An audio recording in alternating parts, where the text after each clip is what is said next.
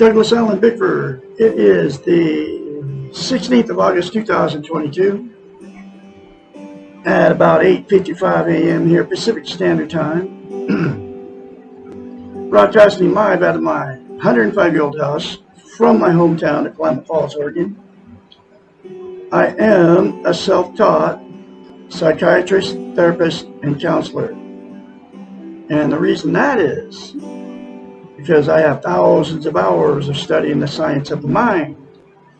I don't have the formal degree that comes from, sitting in all the classes for 10 years, learning English, mathematics, all the sciences, the physical education, and all that, those requirements to get the formal diploma as, the certificate.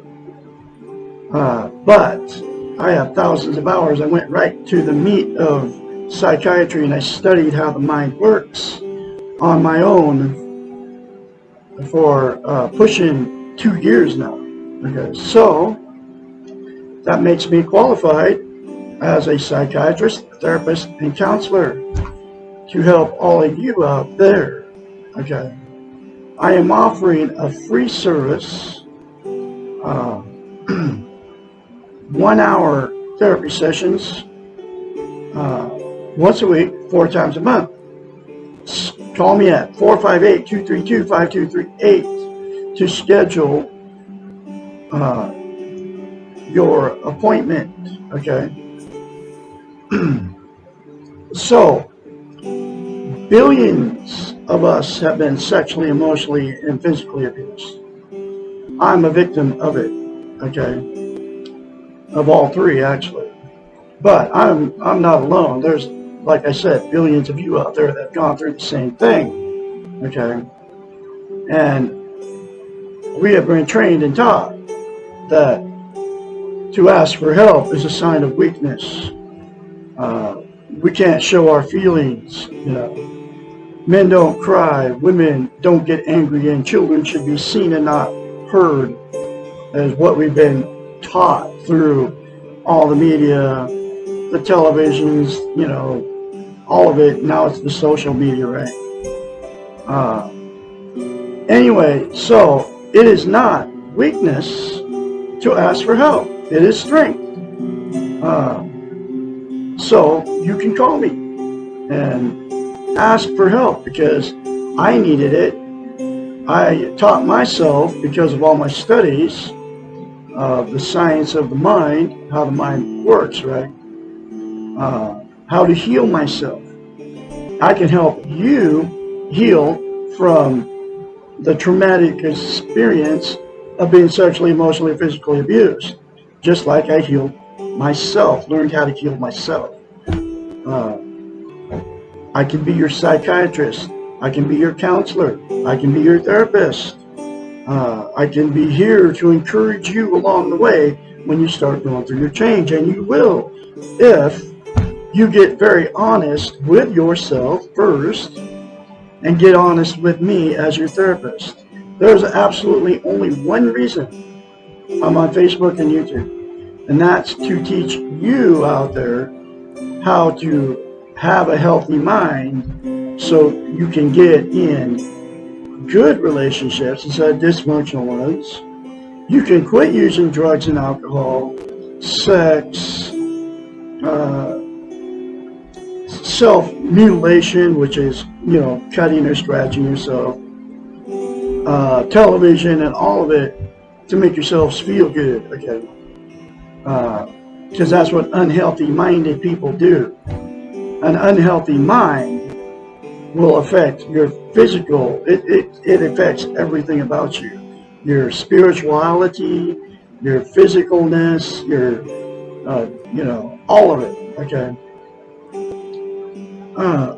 Anyway, so, like I said, call me 458-232-5238 to schedule your first appointment. There are billions of people that have been emotionally, sexually, and physically abused. That's one of the terrible statistics, but it's all true, folks. And That means there are billions, because there's like 4 billion people on Facebook now, that have had all 3 of those happen to them, or emotional abuse at least. Okay. Half the planet has been emotionally abused. That's what the statistics say. Okay, and it's all true. And because of that emotional, sexual, or physical abuse, you stuff the pain of it. You can't talk about it. I'm going to help you so you can learn how you can let it go and deal with it and face the pain of it. Okay, that's what our sessions will do. Okay, it's going to cost you absolutely zero money. Okay, the only thing you're going to have to buy is this book right here, The Portable Therapist, and we together will be going through this book a lesson at a time. It's a process. It doesn't happen overnight. I've been working on myself for 20 months, and I'm still working on myself, and I can help you all work on yourself too, teach you how to do it. And then, anyway, so the reason I am on Facebook and YouTube is, like, for one reason, is to help you attain a healthy mind and help you be positive about how, where, and what you are.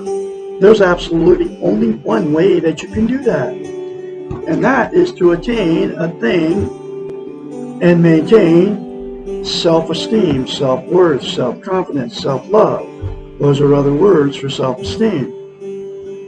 How you feel about yourself inside is also known as self-confidence, self-worth, self-love. We have all been in romantic relationships. Good feeling when you first meet these people. Both of you are on cloud 9. You're bragging to all your family and friends how great these people are. You're soulmates. You're never going to separate. You're going to die together. That's what you're vowing to each other. Because that's how that feeling feels, right? I mean, it's a really good feeling. I've had it several times. But what self-esteem is, that good feeling towards yourself. Dr. Susanna McMahon wrote The Portable Therapist 30 years ago. She has a doctorate in psychology. She's 73, lives in Madrid, Texas with her husband. She also has a master's in philosophy. She's had thousands of clients. They would hire her as a psychiatrist because she has the formal degree, and they would pay her big bucks to fix their unhealthy minds. Every lesson and every chapter and every question in this book talks about how we have been taught and trained not to have a healthy mind and not to have self-esteem. So her clients paying her big bucks, she knew that that you can't have a healthy mind until you attain and maintain self-esteem. So she had to devise a concept that she could tell her clients to do so they could give themselves self-esteem. Nobody can give you self-esteem except for you. Okay? Here's that very simple concept. It's called mirror therapy. You look at yourself in the mirror and say 4 things. Say, I love you. Say, I love my inner child. Say, I'm worthy to be loved, worthy to love. Say, I'm full of goodness.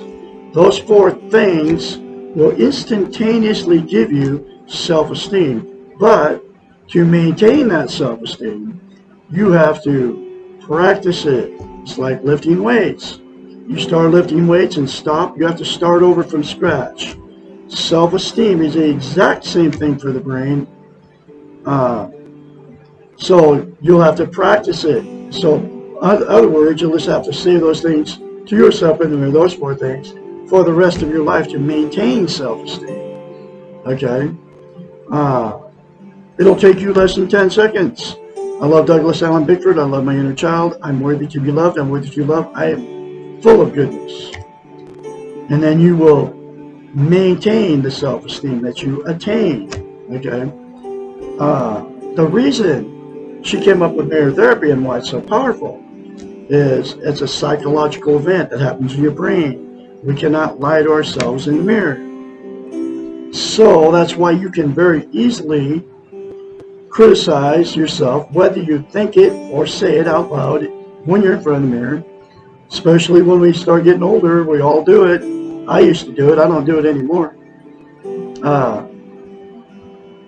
You can't say good things about yourself in the mirror because you don't feel that way about yourself. Okay? You feel bad about yourself, so that's why you can very easily criticize yourself. But you can't say good things about yourself, and those 4 things to yourself in the mirror daily are a very good thing, but you can't say it because you cannot like yourself in the mirror. So, there's a solution. You can force yourself to do it the very first time.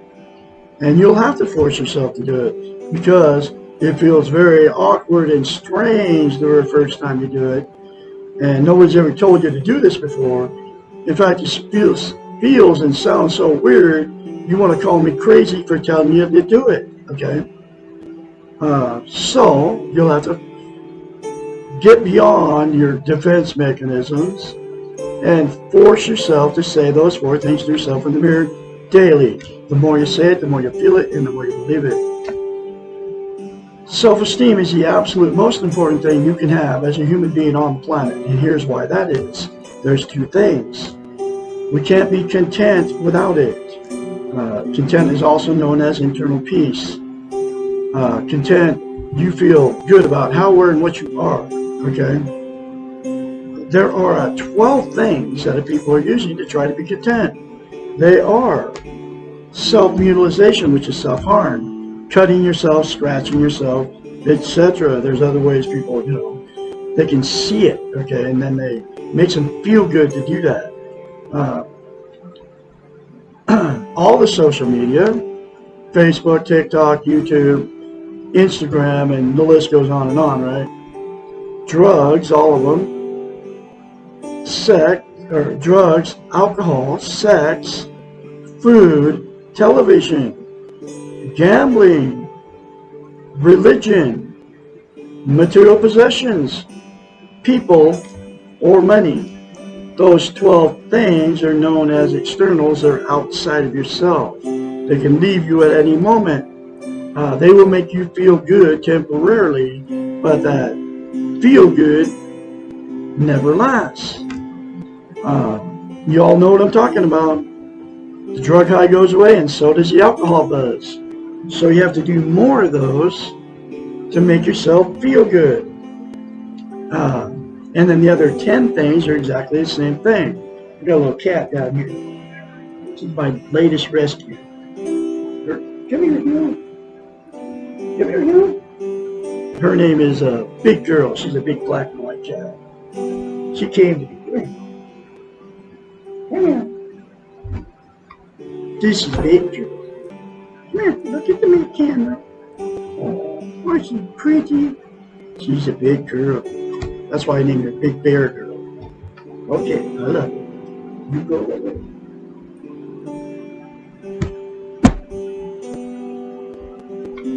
Anyway, so, where was I?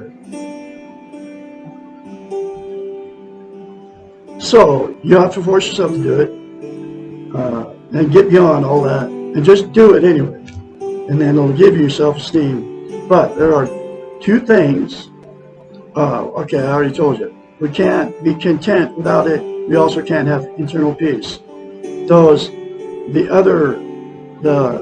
12 things, right, will only make you temporarily content. So you have to do more of all of those things to make yourself feel good, right? And they're known as externals. Sorry, I'm repeating all this stuff, but she interrupted me. So they make you feel good temporarily, but it never lasts. And the absolute only thing to make you feel good permanently and give you internal peace is the 4 things to yourself in the mirror daily without fail. Okay. The next reason it's the most important thing you can have as a human being, which is self-esteem and maintaining and attaining and maintaining it, is you can't love without it. You can't be loved. So what happens is, without self-esteem, we'll attract somebody just like us. and we'll get together with those people. And once the good feeling goes away after you either marry them or just move in or whatever you do, just being with them, you don't even have to even move in with them. You get involved in that relationship, and then after the good feeling goes away, then all the daily drama that goes on, in a relationship, and if you're married and you have kids and all that, right? And then you get tired of each other. The good feeling goes away. So what happens is, once that good feeling goes away, then that's when the fights and the arguments start. The cheating on each other, the drug and alcohol use, the lies, the secrets, going to bars, picking up strange people to have sex with, spark the relationship, make it good again, getting in the car, going down the road, trying to get away from them. You're telling all your family and friends about how terrible these people are to you. And because the relationship turned toxic, right? So, because it turned toxic, you'll divorce or separate. And then the same two people will go out and jump in another relationship without self-esteem, and the exact same thing will happen. The second thing that'll happen, that two people that got together with no self-esteem, they'll stay in that relationship forever. And that's because they're codependent on each other. They're afraid to leave. They don't want to be a failure. They don't want to be an embarrassment to all their family and friends. They can't be alone. They have nowhere to go. So they'll stay in this bad relationship for many years, right? And at that point, it becomes a dysfunctional family. And all the emotional, sexual, and physical abuse that those two did to themselves and their children, if they had children, will just get swept under the rug by all the family members. And dysfunctional families produce more dysfunctional families down the line, and the cycle just continues. And there's a lot of that going on too. The very last thing that'll happen to two that got together with no self-esteem is the two that have had many failed relationships and failed marriages and all that will just exit out of the romantic scene and say, screw it, I'm going to be alone for the rest of my life because I can't find anybody to love me, I can't find anybody to love.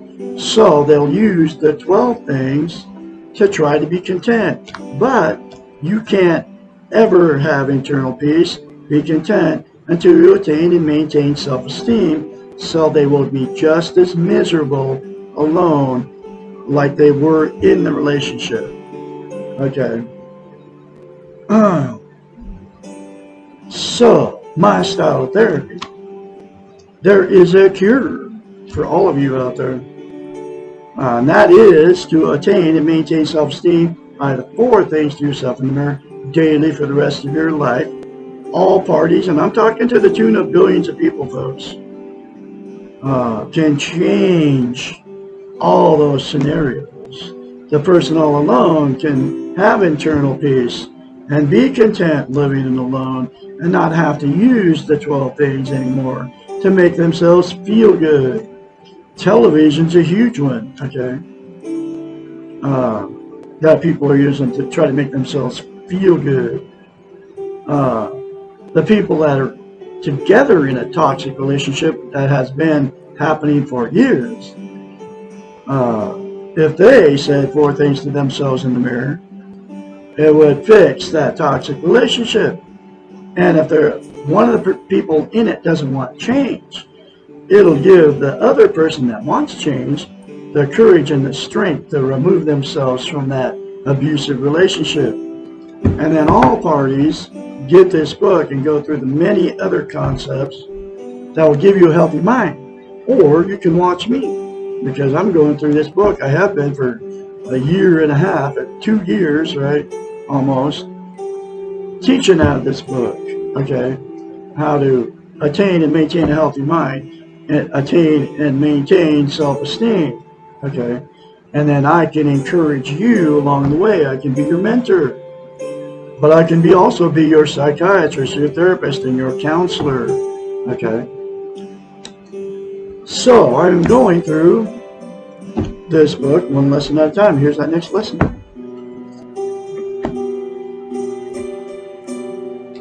Why we don't need guilt and anxiety. Lesson number 11. Both guilt and anxiety are highly destructive.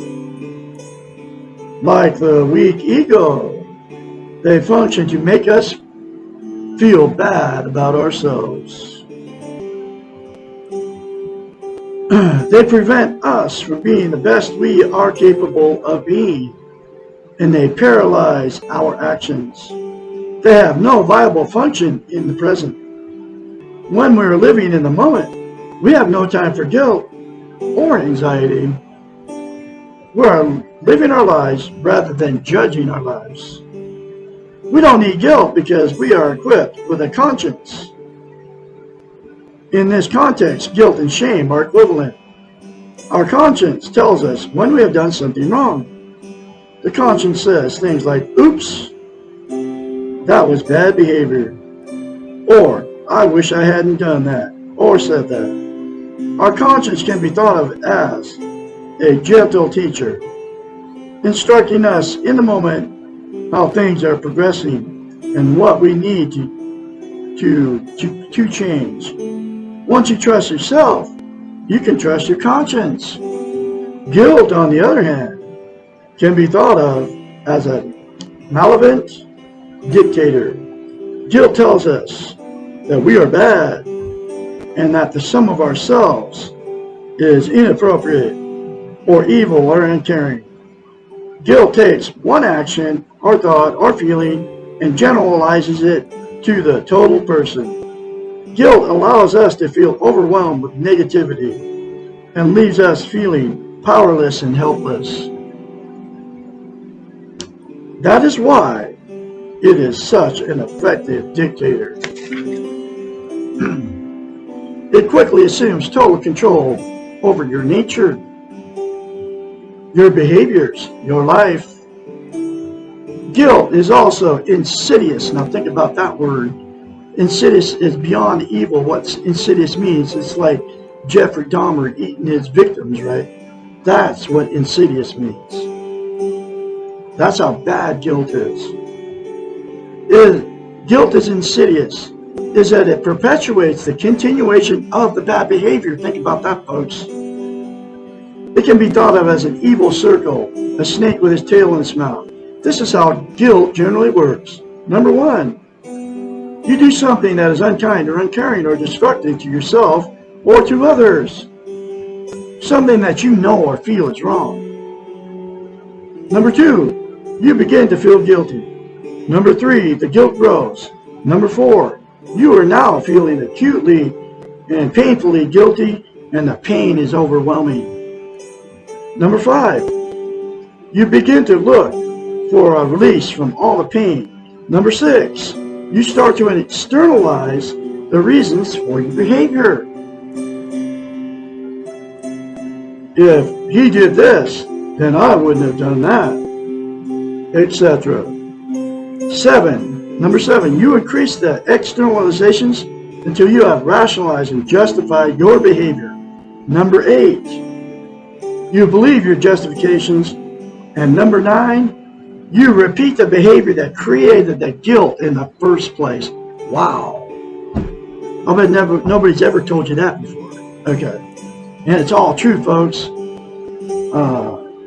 And I have dealt with it. Okay. I don't have guilt anymore because I don't live in the past and guilt. I don't live in the future and anxiety. I live in the present.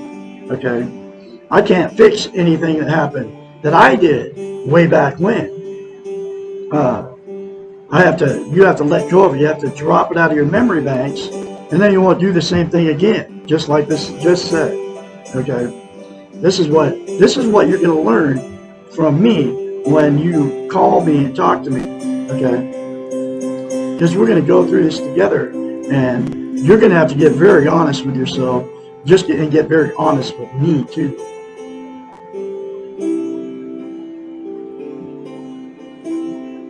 This pattern is well exemplified in the addictive relationship. Here we go. addictive relationships. Relationships are addictions, just like drugs and alcohol. One partner is the addict. The other is often codependent, and the blame for each other's behaviors falls on the other person because of the guilty cycle described above. The addictive thinking goes something like this. I do what I do. I feel bad about it, therefore proving that I am a good person.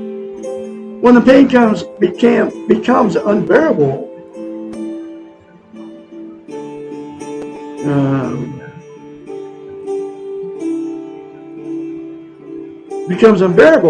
I transfer the guilt to you, thereby justifying my own behaviors and giving me a rationale to continue. Wow.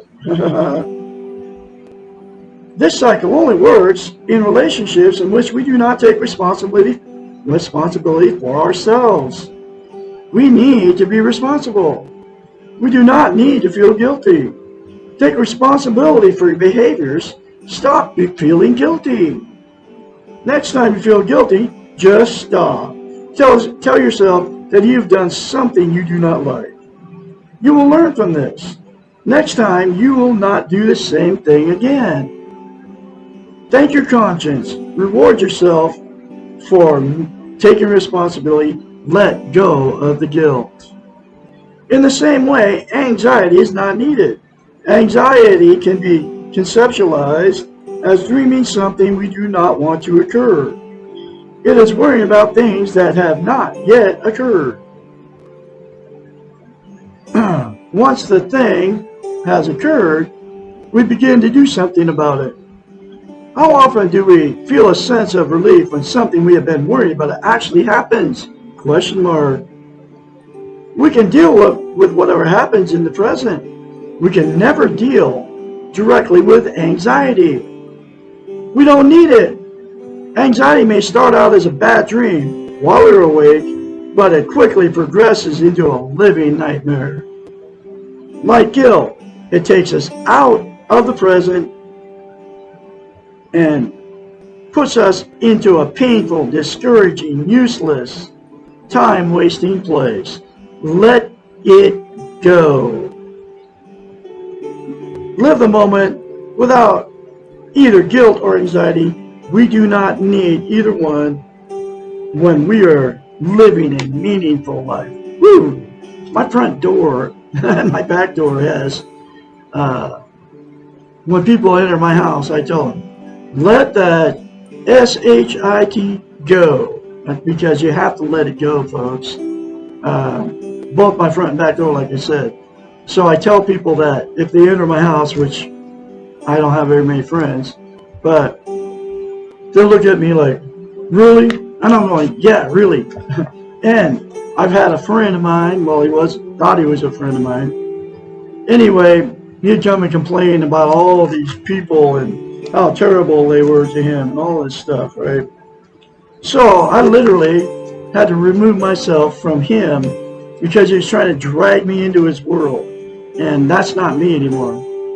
I refuse to judge, condemn, and criticize people because they are all just like me. We are all together in this madhouse that we live in. But I can help you, okay, attain and maintain self-esteem, help you fix your unhealthy mind. Call me 458-232-5338 anytime to schedule your first therapy session. Like I said, I am a trained psychiatrist, therapist, counselor. I can help you. And I specialize in emotional, sexual, and physical abuse victims because I'm one. I've learned how to heal myself, and I can help you too. I'm going to have another lesson for you tomorrow, which is lesson number 12, Does Evil Exist? And I will be talking to you then. Remember to say 4 things to yourself in the mirror, folks. Daily without fail. That'll get you going on your road to a healthy mind. Okay. Have a great day out there on this Monday.